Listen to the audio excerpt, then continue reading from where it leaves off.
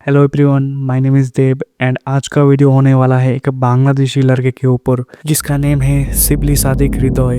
This case incident was the most horrifying case of Bangladesh because इस case की ending कोई faithful ending नहीं था। इस केस की क्लोजर तक पहुंचते पहुंचते तुम अनईजी फील करने लगोगे। इस केस को ठीक से जानने के बाद आप किसी के ऊपर भी ट्रस्ट नहीं कर पाओगे एंड आप हर टाइम चौकन्ने रहने की कोशिश करोगे। So let's start today's video about Shibli Sadiq हृदय। ये केस 2023 में मोस्ट हॉरिफाइंग केस था बांग्लादेश का, बट ये case misunderstanding and wrong information से भरा हुआ है।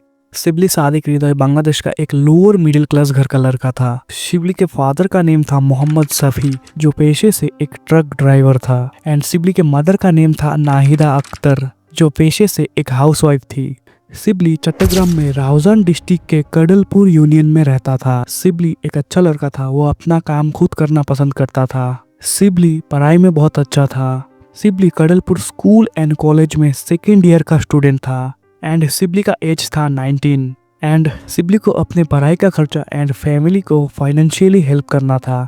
इसीलिए शिबली ने अपने घर के पास एक पोल्ट्री फार्म में काम करना शुरू कर दिया। शिबली उस पोल्ट्री फार्म में मन लगा के काम करता था एंड शिबली अपने काम को हॉनेस्टी के साथ करता था एंड शिबली के इस हॉनेस्टी को देखते हुए पोल्ट्री फार्म के मालिक ने शिबली को अपर पोस्ट में रैंक कर दिया। मतलब शिबली को उस पोल्ट्री फार्म का मैनेजर बना दिया। अब शिबली के अंडर उस पोल्ट्री फार्म में 10 लोग काम करते थे, लेकिन वो लोग शिबली से एज में बड़े थे एंड उन 10 वर्कर्स में से 5 वर्कर्स पहाड़ी मरमास थे। एंड एक दिन शिबली के साथ उन वर्कर्स का किसी बात को लेके झगड़ा हो जाता है, लेकिन झगड़ा बड़ा होने से पहले पोल्ट्री फार्म के मालिक आके उस झगड़े को रोक देते हैं एंड वो मालिक बोलते हैं कि शिबली इस फार्म का मैनेजर है एंड तुम लोगों को शिबली के अकॉर्डिंग ही इस फार्म में काम करना पड़ेगा। एंड ये सब बात उन मरमास के ईगो में आ जाता है। अप्रोक्स 25 डेज लेटर 28 अगस्त 2023 शिबली के माँ को एक रॉन्ग नंबर से कॉल आता है, लेकिन उस रॉन्ग नंबर पे शिबली बात कर रहा था। शिबली बहुत ही सहमी हुई हालत में बात कर रहा था। शिबली उसके माँ को बताता है कि 4-5 लोगों ने शिबली को पकड़ के किडनैप कर लिया है एंड वो किडनैपर शिबली को कंटिन्यूसली मारे जा रहे हैं। इतना कहने के बाद शिबली का कॉल कट हो जाता है एंड ये सब बात सुनने के बाद शिबली के मॉम ट्रॉमेटाइज हो जाता है। शिबली की मॉम पैनिक होके चीख चीख के रो रही थी एंड उन चीख की आवाज सुन के शिबली के फादर वहां आते हैं एंड उन्हें भी सब कुछ पता चल जाता है। कुछ देर बाद शिबली के फादर के फोन में एक और रॉन्ग नंबर से कॉल आता है, लेकिन इस बार उस कॉल के पीछे शिबली नहीं था। इस बार उस कॉल के पीछे किडनैपर था। किडनैपर शिबली के पापा को बताते हैं कि शिबली हमारे पास है एंड आप अपने बेटी को मरता नहीं देखना चाहते तो 15 लाख टका दीजिए एंड शिबली को ले जाइए, वरना हम लोग शिबली को मार डालेंगे। एंड किडनैपर्स शिबली के पापा को 3 दिन का टाइम देते हैं। शिबली की फैमिली एक लोअर मिडिल क्लास की फैमिली थी एंड 15 लाख टका 3 दिनों में अरेंज करना उनके लिए इम्पॉसिबल था, लेकिन उन्हें उनके बेटे को बचाना था एंड वो अपने बेटे से बहुत प्यार करते हैं। तो उस टाइम उनसे जितना भी हुआ वो पैसे अरेंज करने में लग गए। अराउंड 3 दिन बाद 31 अक्टूबर को किडनैपर्स का कॉल आता है एंड वो शिबली के पापा से पूछ रहे थे कि पैसे का इंतजाम हुआ है या नहीं।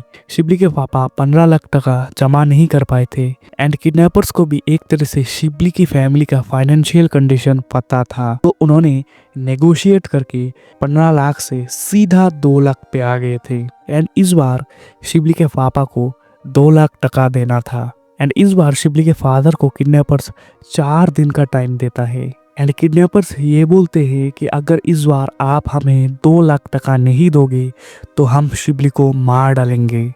लेकिन थैंकफुली इस बार इन 4 दिनों में शिबली के पापा ने किसी तरीके से 2 लाख टका अरेंज कर लिया था। 4 दिन बाद 4 सितंबर को एक अननोन नंबर से कॉल आता है एंड उस अननोन नंबर पे किडनैपर था एंड वो शिबली के पापा से पूछ रहे थे कि उन्होंने 2 लाख टका का इंतज़ाम किया है या नहीं। तो उन्होंने इस बार 2 लाख टका का इंतज़ाम कर लिया था। तो किडनैपर्स ने शिबली के पापा को 2 लाख टका समेत बांदरबोन इलाके के एक पहाड़ी जंगलों में आने को बोला एंड उन्हें सिर्फ अकेले आने को बोलते हैं, किसी और को ले आना मना था, वरना वो शिबली को मार डालते। एंड किडनैपर्स के साथ शिबली के पापा का जितनी बार भी बात हुआ था किडनैपर्स हर बार शिबली के पापा को धमका रहे थे कि अगर पुलिस को बताया तो हम लोग शिबली को मार डालेंगे। तो उसी डर के कारण शिबली के पापा ने पुलिस को भी कुछ नहीं बताया था इस केस के बारे में।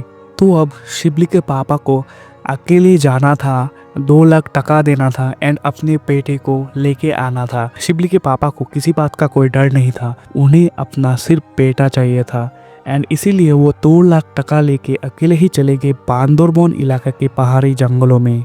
एंड उन घने जंगलों में मास्क पहने 2 लड़के उनका इंतजार कर रहे थे जो कि किडनैपर्स थे। शिबली के पापा उन्हें पैसे देते हैं एंड बोलते हैं कि उनका बेटा कहाँ है। किडनैपर्स बोलते हैं कि शिबली आज शाम तक घर पे सही सलामत पहुंच जाएगा। ये बात बोल के किडनैपर्स वहां से चला जाता है एंड शिबली के पापा भी एक छोटी सी स्माइल के साथ अब घर लौट रहे थे एंड वो सोच रहे थे अब उन्होंने 2 लाख टका दे दिया है, उनका बेटा अब उन्हें सही सलामत मिल जाएगा। ये सब सोचते सोचते वो घर लौट आते हैं एंड उनकी बीवी को सब कुछ बताते हैं कि किडनैपर्स को उन्होंने 2 लाख रुपए दे दिया है एंड उनका बेटा शाम तक सही सलामत घर लौट आएगा। शिबली के मॉम डैड अब घर के बाहर हाथ पे हाथ थामे बैठे हुए थे एंड यही सब सोच रहे थे कि शिबली कब घर लौटेगा एंड दोनों एक दूसरे को दिलासा दे रहे थे कि शिबली जल्द ही लौट आएगा। शाम होती है, शाम से रात हो जाती है, लेकिन शिबली घर नहीं लौटता एंड इस टाइम पे शिबली के मम्मी पापा फुल पैनिक में आ चुके थे। वो बार बार शिबली के नंबर पे कॉल कर रहे थे लेकिन शिबली का मोबाइल स्विच ऑफ था एंड वो बार बार किडनैपर्स के उन रॉन्ग नंबर्स पे भी कॉल कर रहे थे। एंड जब किडनैपर ने कॉल उठाया तो किडनैपर ने बोला कि शिबली 3 दिन के बाद घर पहुंच जाएगा। शिबली के पेरेंट और 3 दिन तक वेट करते हैं एंड फाइनली थक हार के वो लोग राउजान पुलिस स्टेशन में जाते हैं। जो काम शिबली के पेरेंट्स को सबसे पहले करना था वो काम शिबली के पेरेंट्स अब एंड में कर रही थी। शिबली के कंप्लेंट लिखाने के बाद शिबली का केस अब स्टार्ट हो जाता है। पुलिस अब उन किडनैपर्स को ढूंढ रहे थे। पुलिस जब शिबली के माँ को पूछताछ के लिए बुलाती है, पुलिस को ये पता चलता है कि शिबली के साथ पोल्ट्री फार्म में उन मरमास का झगड़ा हुआ था एंड इस टाइम तक वो मरमास पोल्ट्री फार्म में काम नहीं कर रहे थे, वो मरमास भाग चुके थे। 10 सितंबर को police switching Marma, ओंगथुई Marma and जो किडनैपिंग के पीछे मास्टरमाइंड था उमोंगचिंग मरमा, पुलिस इन तीनों को अरेस्ट कर लेती है। पहले तो ये तीनों सच को छुपाने की बहुत कोशिश करते हैं लेकिन पुलिस के कुछ धमकियों के बाद ये लोग सब कुछ उगल देते हैं। पुलिस जब इनसे इंटेरोगेशन कर रही थी तब ये लोग सब कुछ साफ साफ उगल रहे थे। इन्होंने बताना शुरू किया कि शिबली उनसे एज में बहुत छोटा है लेकिन मालिक ने उसे मैनेजर बना दिया था। शिबली इनसे ज्यादा पढ़ा लिखा था, इनसे ज्यादा इंटेलिजेंट था एंड ये सब चीजें इन मरमास को बिल्कुल पसंद नहीं थी। इनका कुछ कहना ये था कि एक छोटा बच्चा इनके ऊपर हुक्म नहीं चला सकता, इनसे काम नहीं करवा सकता। ये लोग जब काम चोरी करते थे तो शिबली इन्हें डांटता था एंड इन्हीं सब के बाद शिबली के साथ इनकी छोटी मोटी लड़ाई हो जाती थी एंड एक दिन शिबली के साथ इनकी ज्यादा झगड़ा होने के कारण पोल्ट्री फार्म के मालिक शिबली के लिए इन्हें डांटते हैं एंड ये बात उनके ईगो में आ जाती है एंड ये लोग इसीलिए धीरे धीरे शिबली को सबक सिखाने का प्लान कर रहे थे। पहले तो 28 अगस्त के रात को शिबली उस पोल्ट्री फार्म में सोया हुआ था। ये लोग शिबली को बाहर बुलाते हैं एंड शिबली के मुंह पे बेहोश होने वाली गैस दे के शिबली को बेहोश कर देते हैं। देन वो शिबली को लेके अराउंड उसके घर से 8 किलोमीटर दूर रंगामाटी के काउखाली के पहाड़ी इलाकों में ले जाते हैं एंड वही ले जाके ये लोग शिबली को मारते पीटते हैं एंड शिबली को कॉल पे बात करवा के ये लोग शिबली के फैमिली से रैंसम डिमांड मांगते हैं। एलिजिटली शिबली इनको जानता था तो इसीलिए जो उमोंगचिंग मारमा था, जो इस केस के पीछे लीड मास्टरमाइंड था, वो एक चाकू लेके शिबली का गला काट डालता है। शिबली को मारने के बाद ये लोग वहीं पे नहीं रुके, ये लोग शिबली के बॉडी से उसके सारी बॉडी फ्लैशेस को अलग कर लेते हैं एंड जो शिबली की बॉडी की हड्डियां थी, ये लोग शिबली की बॉडी की उन हड्डियों को पहाड़ों के सारी तरफ अलग अलग दिशाओं में फेंक देते हैं। इसके बाद जो उमोंगचिंग मारमा था वो कुछ हद तक शिबली के बॉडी फ्लैशेस को खाता है एंड बाकी सब बॉडी फ्लैशेस को दूर कहीं फेंक देता है। एंड ये सब हो जाने के बाद भी ये लोग शिबली के मम्मी पापा को कॉल करके पैसे मांग रहे थे। शिबली इन्हें दोस्त जैसा ट्रीट करता था लेकिन इन्हीं दोस्तों ने शिबली को मार के खा लिया था। This is so unnatural and demonic thing. ये सब घटनाओं को जानने के बाद लोग पैनिक में आ चुके थे। उस टाइम पे लोग किसी को भी विश्वास नहीं कर पा रहे थे। This is the most horrifying case I have ever seen in Bangladesh. October 11 police इन एक्यूजर्स को ले जाके शिबली की बची हुई हड्डियों को रेस्क्यू करती है। उस दिन लौटने के बाद पंचपारा इलाके में लोग गुस्से से भरे हुए थे। शिबली के मर्डर का जो मेन एक्यूजर था उमंगचिंग मारमा, लोग उसे किसी तरह से पुलिस से छुड़ा के उसे इतना पीटते हैं कि उसकी ऑन दी स्पॉट डेथ हो जाती है। लोगों के मारामारी के कारण 3 पुलिस वाले भी घायल हो चुके थे। एंड जब शिबली की फैमिली शिबली की उस हड्डियों के बैग को देखती है तब वो लोग गिड़गिड़ा के रोने लगते हैं। This case is too much heart breaking. उन्होंने उनके बेटे को बचाने के लिए जितना हो सकता था सब कुछ किया, लेकिन जब उन्होंने उनके बेटे को इस हालत में देखा तब वो अंदर से एकदम से टूट गए। इन मर्डरर्स ने शिबली की इस तरह से हत्या की कि कोई मर्डरर इस तरह से मारने की सोच भी नहीं सकता। ऊपर से इन्होंने शिबली का फ्लेश भी खाया था।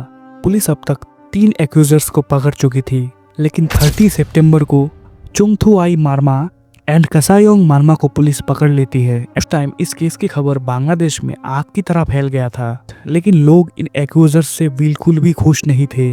जनता सरकार से डिमांड कर रही थी कि पुलिस वाले इन एक्यूजर्स को जनता के हवाले छोड़ दे। जनता इन एक्यूजर्स को भी उमंगचिंग मारमा की तरह मारना चाहते थे। फाइनली अक्टूबर 1 को धारा 164 की प्रावधान में पुलिस इन्हें जेल में कैद कर लेते हैं। एंड दिस केस शोज कि आपका ऑनेस्ट रहना भी किसी का ईगो हर्ट कर सकता है। एंड दिस केस शोज कि आपके सारे दोस्त नहीं होते।